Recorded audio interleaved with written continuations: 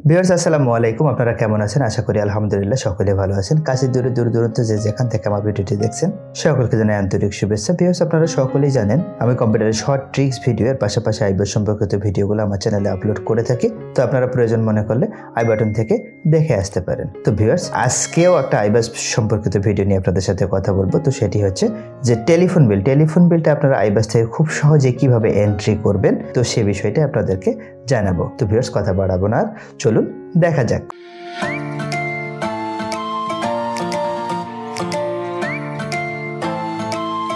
তো ভিউয়ার্স আমি browser open করে নিলাম। এখান থেকে ওপেন করে নেওয়ার পর আইবাস প্লাস প্লাস লিখে সার্চ করবো। সার্চ করার পর প্রথম যে আমার লিঙ্কটা আসছে তো সেটাতে ক্লিক করলাম। তো ক্লিক করার পর আইবাসের পপ আপ ওপেন হয়ে গেল। এখান থেকে আমি ইউজার আইডি, পাসওয়ার্ড, দেন ক্যাপচা দিয়ে দেব। তো ভিউয়ার্স এটা যেটা দিয়ে দিচ্ছি আমি সেটা হচ্ছে ইউজার যে আইডিটা রয়েছে তো সেই আইডিটা লগ ইন। তো ভিউয়ার্স ওপেন হয়ে গেল। তো দেখেন এখানে বাজেট, এক্সিকিউশন, অন্যান্য বিলগুলো যেভাবে এন্ট্রি করি একইভাবে হবে। ডিডিও আদার বিল, তো ডিডিও আদার বিল এন্ট্রি। তো ভিউয়ার্স এখান থেকে গো। তো এখান থেকে আমাকে, যেহেতু আমার এটা রাজস্বের বিল, তো উপজেলা এগ্রিকালচার অফিস, এটা কোনো প্রকল্পের বিল না, তো আমি সেটাই সিলেক্ট করে দেবো। এখানে উপজেলা এগ্রিকালচার অফিস, রংপুর সদর, রংপুর। এখানে প্রকল্প ওয়াইজ অনেকগুলো দেওয়া আছে, আপনারা জানেন সকলেই। দেন ভিউয়ার্স কোড অনুযায়ী এখানে সার্চ করতে পারেন আপনি। তো আমি এখানে টেলিফোন বিল সিলেক্ট করে দিলাম। দেওয়ার পর দেখেন আমার কত টাকা বরাদ্দ রয়েছে, বরাদ্দ আছে কিনা, বিলটা সাবমিট করতে পারবো কিনা, এটা আপনারা খুব সহজে এখান থেকে দেখে নিতে পারবেন। তো ভিউয়ার্স তার নিচে একটু আসেন, দেখেন পে টাইপ। তো বিষয়টা হচ্ছে একটু অন্যান্য বিলের থেকে আলাদা হবে এখানে পে টাইপটা। তো আমি মোবাইল নাম্বার দিয়ে সার্চ করতেছি এখানে। তো আপনারা যখন অ্যাকাউন্টস অফিসে যাবেন তাদেরকে বললে টেলিফোন বিল দেওয়ার জন্য যেটা দিয়ে সার্চ করতে হবে, যে ফোন নাম্বারটা বা এনআইডির দিক বা এনআইডির দিক, যেটাই দিক, তো সেটার আমি এখানে ফোন নাম্বার দিয়ে সার্চ করতেছি। দেখেন ভিউয়ার্স এখানে আর একটা অপশন চলে আসলো, এখানে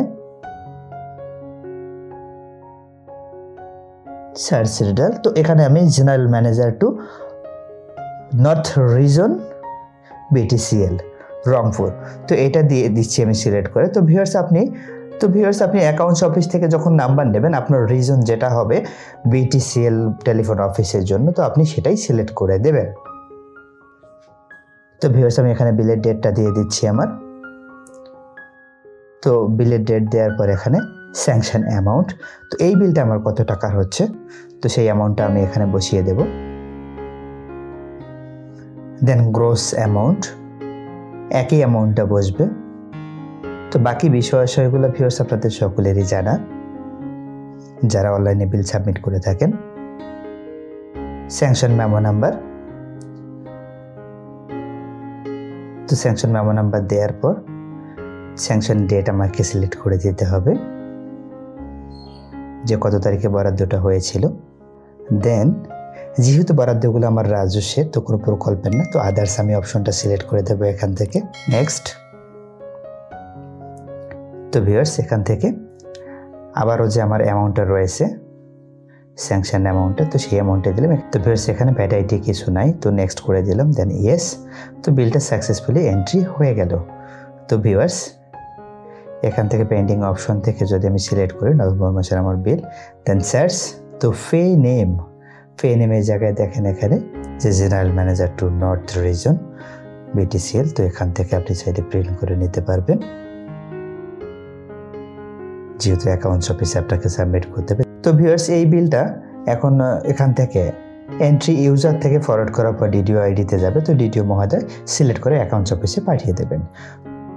তো ভিউয়ার্স একটু আপনাদেরকে জানিয়ে রাখি, যখন আপনারা এইটা বিলটা অ্যাকাউন্টস অফিসে দেবেন তখন দেওয়ার সাথে যে কাগজটা এন্ট্রি হয়ে থাকে আমাদের টপ শিট এন্ট্রি করার জন্য, তো সেই টপ শিটের পিছনটায় আপনারা উপজেলা কৃষি অফিসার চেক ইস্যুর জন্য যে অপশনটা রয়েছে, তো সেখানে উপজেলা হিসাব রক্ষণ কর্মকর্তা, আমি ডিসিএ যেমন দিয়েছি রংপুর দিয়েছি, আপনারাও এটা জেনে নেবেন আপনাদের অফিস থেকে।